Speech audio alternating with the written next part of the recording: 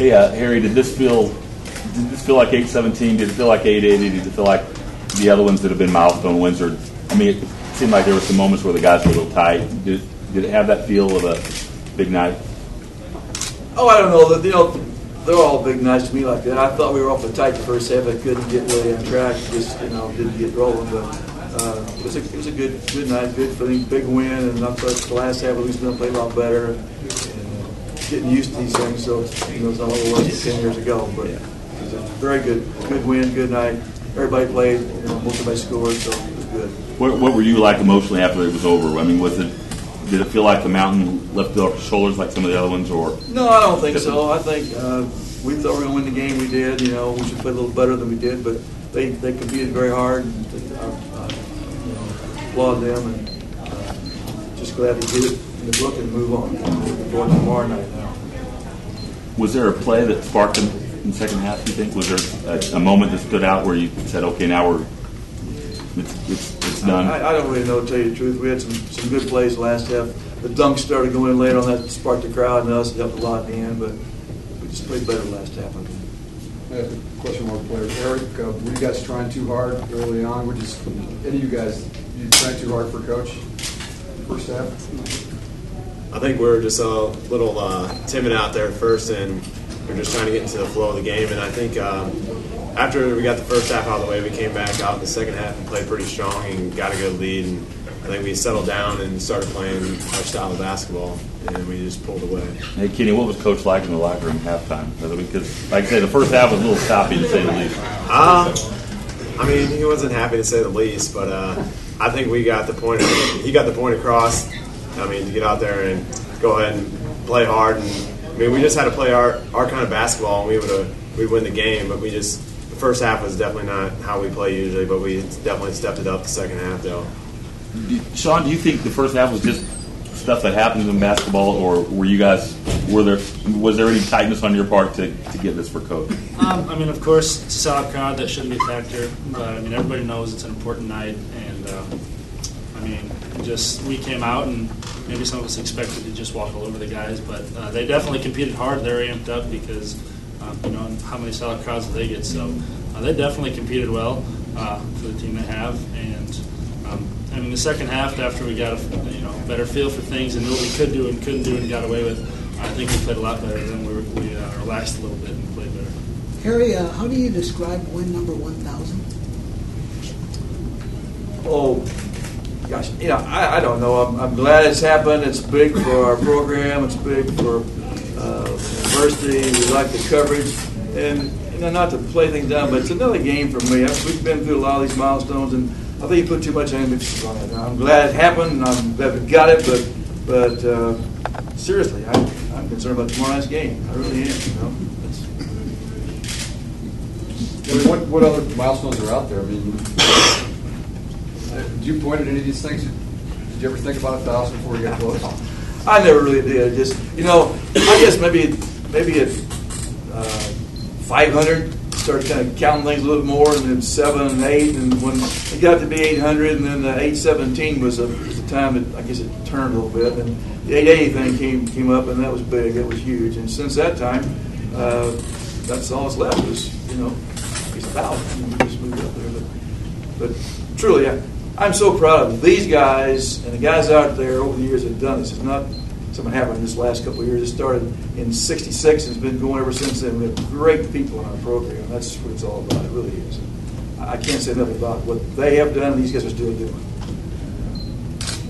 Not the coaching, it's the players. My best part is to recruit the right guys, and let them play. We've got them. I'm really proud of that. Here you are always looking ahead, and when you look ahead, obviously there's tomorrow night, but are there any more milestones? Do you think 1,050 or 1,100 will that be? You suspect that will be a big deal to people as we move on in the next few years? Yeah, I really don't know, Dave.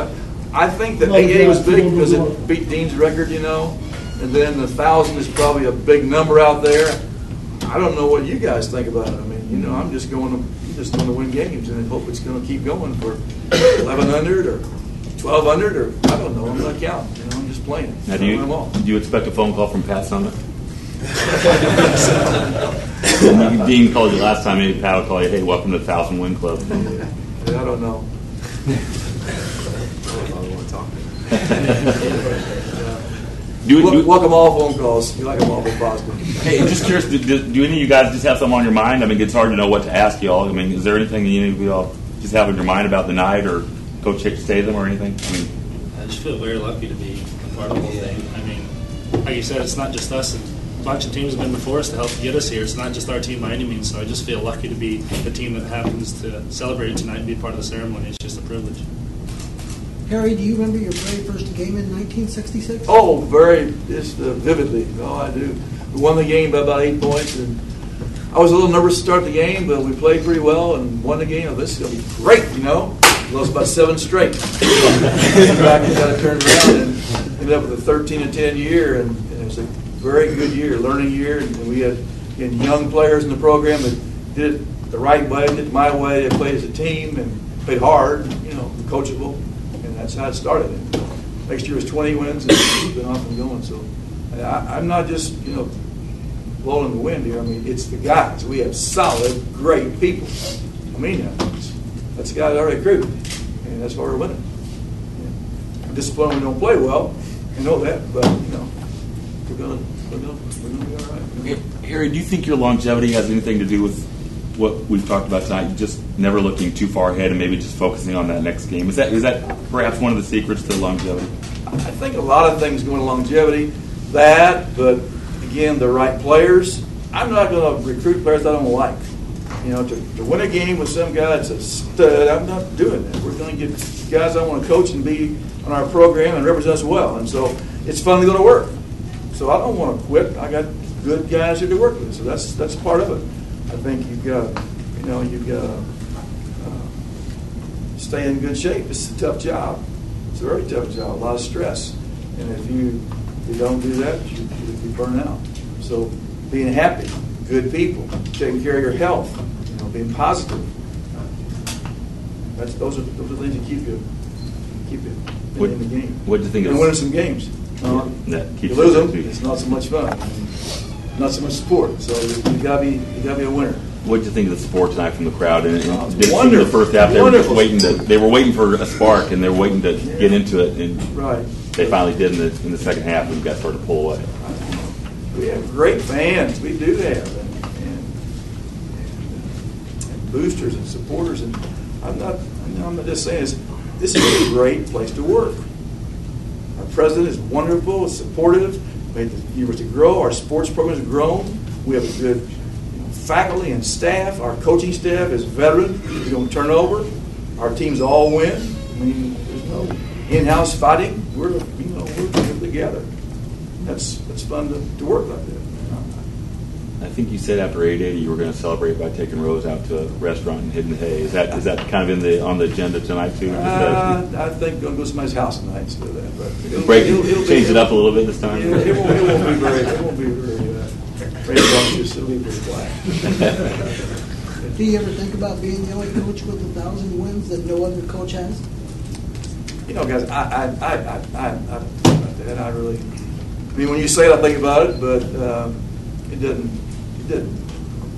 doesn't mean much to me right now. I guess when I retire, it might. But seriously, I'm thinking about tomorrow's game and conference, and tournament this spring, and that 1,000 is just on the shelf, and we're going on now to 1,025 or 1,030 or something like that.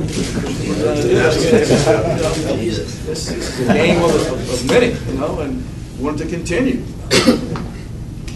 That's another thing. You can't dwell on the present and past. You've got to look forward. And if that 1,000 is it for me, why I won't be around very long. Probably I'll start losing some games here. But we're looking forward. We're pressing on. But this kind of thing has gotten easier for you, hasn't it? It is easier. It is easier. I mean, I think that the press has done a good job of quoting me. That when I feel like that the fans understand it isn't Statham's night, it's the team's night, I feel pretty good. You know, that's getting better. I think that's so. I hope you guys understand that. I think they do. I mean, I know my old guys do. You know, so when that happens, I feel better about these guys. We know you credit a lot of your players for your success, but any coach in particular over your time that you've really admired and modeled your game after? You know, I go to a lot of clinics. And I heard a long time ago, coach your own personality, be yourself, be your own man. And I try to do that. I look and borrow here and borrow there, but I don't copy anybody or want to be like so-and-so. I just do it my way. But I do borrow things from coaches. And I do admire a lot of them. There are a lot of great coaches out there in the past and still in the present. But I'm a throwback from the 50s, so I like the 60s. The NBA game then and Division I was great basketball before we started playing post and all the slam dunks and threes, and that's all there is to it. But the screening game, the cutting game, the good fundamental game is big with me, and I admire a lot of guys that did that and still do it. Larry Brown's a great coach, I think. He taught. He's a good teacher. NBA coaches was really good. What's it been like over the years, not only to develop players on the court, but develop personal players in life? That's probably the most rewarding, is to see guys like those guys that are out there. I hope they're still out there to talk a little bit, but when they come back and see games or drop in and see me or call me, that's the reward. And you see what they do on their own to succeed. And I don't want to put professions, but we've got successful people in every walk. I mean, coaches, teachers, dentists, doctors, attorneys, on down the line, painters and everything, We always say what you do it well, do it well. And I'm proud of our alums. I really am. And they give back the program and stay in touch, and that's the rewarding part, I think, is to see guys go on and do well. And I think it's the kind of guys we recruit. If you recruit those jobbers that do a few things and leave, that they're gone forever. But the people that are solid people, that they're responsible, they're reliable, and have the work ethic that we want, they're the ones that succeed. They go on and become good alums for the college and good for the community and the workforce, and just good citizens, good people. That's what I'm trying to do. Recruit them, refine them, send them out there, get some more. Perpetuate that. My guys are kind of quiet. Ask these guys a question. They want to talk a little bit. This is your night, Coach. Yeah. Anything you guys want to say about Coach, not to put anyone on the spot, but just being part of this great program and tradition at McKendree?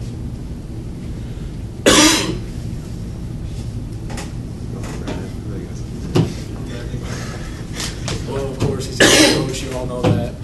You're playing Delta State. Now go ahead. Yeah. He's been a great leader, role model for everybody who's been here. I mean, I haven't really talked to much of the alumni there or anything, but I'm sure it was the same thing. Like you said, it's 1,000 career victories. It's amazing, but it's behind us, and I think he knows that. I mean, hopefully tomorrow night we'll just keep adding on to it. It's 1,001, and who knows how many more we're going to get. He sure does give us a lot of credit, but really a lot of it is that the coach gives off. I mean, whenever we do something he'd prefer to be done a different way, he tells us, and he respectfully lets us know. I mean, we have meetings with him, and he lets us know. There's a lot of feedback between player and coach, and that's all on him. That's all to his credit. That's not us.